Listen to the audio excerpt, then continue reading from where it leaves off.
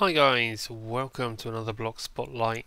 Today we're going to be looking at the upgrade block to the arcane work table, and this is another one of those ones which you're going to have to discover as you go along, but it is one of the earlier ones, so I am including it a bit later in the week, so hopefully if any of you have had a chance to play with Thorncraft 3 this won't be spoiling too much for you. You probably should have discovered this by now. If you haven't, then I apologise. But if you're watching my Thorncraft videos in order, this is the next logical block. Now, as you can see, it's a 2x2 work table, and it's got your 3x3 pattern on the top. So when you open up the interface, you can see you do have your 3x3. As you'd expect. You've also got your output. I'm actually not sure if this will work like a regular crafting table as well. Let's see, shall we? It does appear to work just like a normal crafting table, like the arcane workbench. So if you've got any recipes that you want to put in here, then they will work, and they should in fact hold your items for you as well. Yes, it does. So it will function just like a normal crafting table. We have a slot down here for the wand as before, so if you put that in there, it's actually with this one it's going to hover above the table, because this is obviously a little bit more magical than the arcane workbench. This guy here, it just lies on the top. We have a floaty wand now. The difference with this one is that it will work with more powerful recipes. And it's got this bar down the bottom here, or this notification area.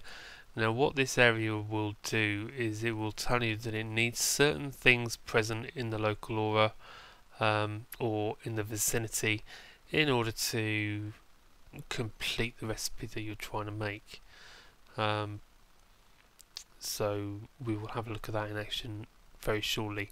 Firstly though, I'd like to show you how you actually make this block, and I haven't actually set the recipe up. I'll build it as we go. What we'll do, we need some thaumium ingots. Now I'm not going to show you exactly what it is you need for this, because that is a research item, but once you've researched your thaumium ingots, you won't be able to make this without the research, so bear that in mind. We'll do that. We'll get our 4 thaumium, so we need 4 thaumium in the corners, and again the arcane block itself is something that you're going to need to research, and you put a cross of stone in the middle like that, and that's going to give you 8 arcane stone blocks. And if we have a look in the Thaumonomicon at the arcane stone block, basically these are blast resistant blocks, and if we have a look, this will also tell us exactly how to make the infusion altar, which is what we're looking at today. So this will tell you how to do it exactly. So we want 4 arcane stone blocks, and then we use our wand on it. So let's do that. We've got our 4 blocks there. Let's use our wand on it, and ta-da, there's our infusion altar. Now that we've got our infusion altar, we can use some of the more advanced recipes, and I really want to show you some advanced recipes, but I don't want to spoil too much for you, so I'm trying to work out where I can go with this without spoiling things.